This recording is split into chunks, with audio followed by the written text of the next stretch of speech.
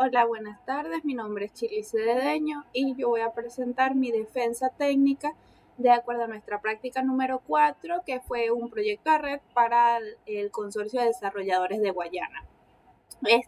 Yo estructuré esta exposición explicando primero el panorama general de la topología que puede verse de fondo para luego detallar específicamente cómo la fui implementando. Dentro del PDF con instrucciones que se nos entregó, había una lista estricta de qué hardware utilizar. Por ejemplo, un router, un switch multicapa, entre otros equipos. Mi trabajo fue obviamente estructurarla en un modelo jerárquico de la mano con las demás especificaciones. Y aquí yo tomé la primera decisión personal de diseño, que es que aunque se permitía o se decía utilizar solo dos switches capa 2, yo decidí implementar tres, como pueden ver. Le asigné un switch físico dedicado al departamento de investigación y desarrollo, uno a administración y uno a marketing,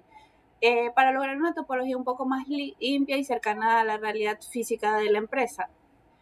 Ahora, después de eso, se nos pedía realizar el debido direccionamiento para dividir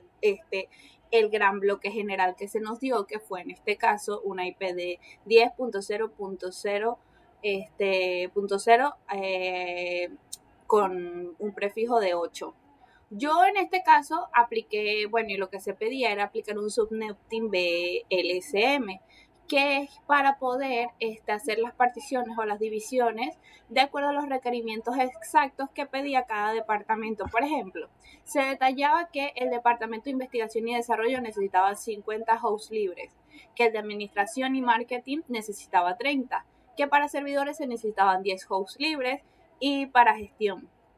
Esto permitió calcular como ciertos bloques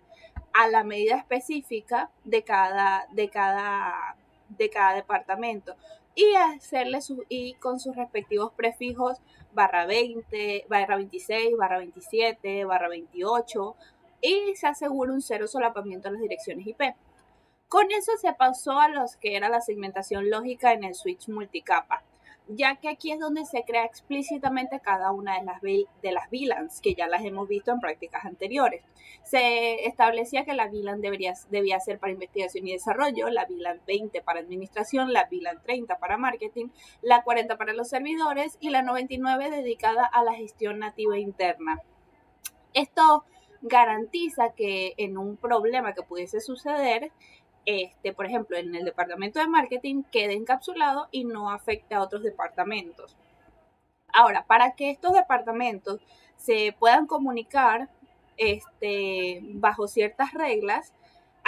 se habilitó el enrutamiento inter-VLAN directamente también en el switch multicapa central mediante las interfaces virtuales, que eso es lo que permite justamente que se puedan comunicar. Aún a nivel de automatización, se configuré el router de border como en este caso el servidor de HCP, y este iba a tener los pulsos específicos para cada una de las VLANs, por ejemplo la 10, la 20 y la 30, ya que como el router está en una red distinta a las PCs, se aplicó por medio de un comando las interfaces virtuales del switch para poder reenviar las peticiones al broadcast. Y adicionalmente se implementó un servidor syslog en la VLAN de servidores y se configuró los equipos de red para que envíen todos sus registros y eventos, todos los registros de eventos hacia allá, pudiendo así centralizar el monitoreo. El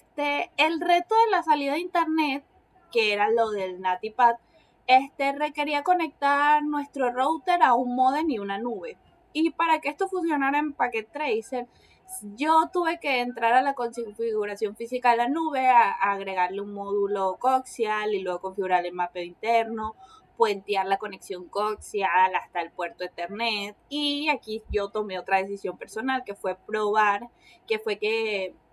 para que esto funcionara como se pedía en la práctica, que es que funcionara el ping al DNS público de Google, el ping el 8.8.8, yo agregué un router extra del lado del ISP, emulando este caso ese DNS público. Y eso fue lo que permitió configurar de forma real el NAT de sobrecarga, el NAT con sobrecarga PAD en el router de borde, logrando que todos los departamentos privilegiados puedan salir a internet utilizando esa una única IP pública, como ya vimos en la práctica 3. Finalmente, se hizo el aseguramiento de la red como se pedía, configuré las listas de controles de acceso, o sea, las ACLs extendidas, bloqueando, por ejemplo, la comunicación del departamento de investigación hacia el de marketing y limitando a marketing para que solo pudiera hacer ping al servidor de recursos, pero no pudiera acceder a la web, entre otros tipos de peticiones. Y durante la configuración de la gestión remota por SSH, yo viví un problema, que es que el switch multipack capa por alguna razón empezó a rechazar mis credenciales cuando intentaba acceder desde la PC de administración, arrojando un error de que el login estaba inválido. Pese a que eso mismo lo intentaba hacer hacia el router y sí funcionaba. Entonces, en un principio así intenté como forzar comandos para arreglar. Yo a lo largo de la práctica dividí toda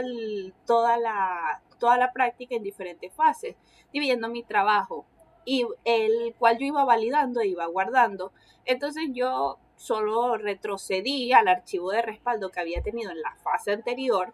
que era justo cuando había terminado de hacer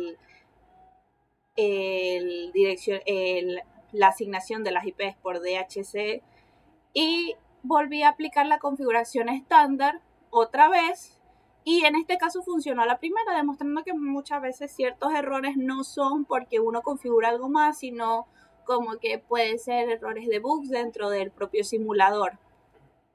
Y esto a mí me demostró que es muy útil y aprender a dividir el trabajo en fases que puedan ser validadas para, en caso de esto, antes de empezar a hacer locuras con el Cisco Packet 13, ir a un punto anterior y volver a probar lo mismo. Bueno, en conclusión, toda esta práctica y la topología demuestra que configurar esto de redes implica integrar matemática, infraestructura lógica, metodologías de trabajo, también en la parte en la que nos tocó cómo hacer las pruebas de errores, saber cómo entender cómo al dañarse algo y dónde solucionarlo. Y que uno se hizo en este caso para el Consorcio de Desarrolladores de Guayana, el proyecto que se realizó cuenta con una red cementada, monitoreada por Syslo, con salida interna verificada y fuertemente protegida por las políticas de acceso interna. Muchas gracias por la atención.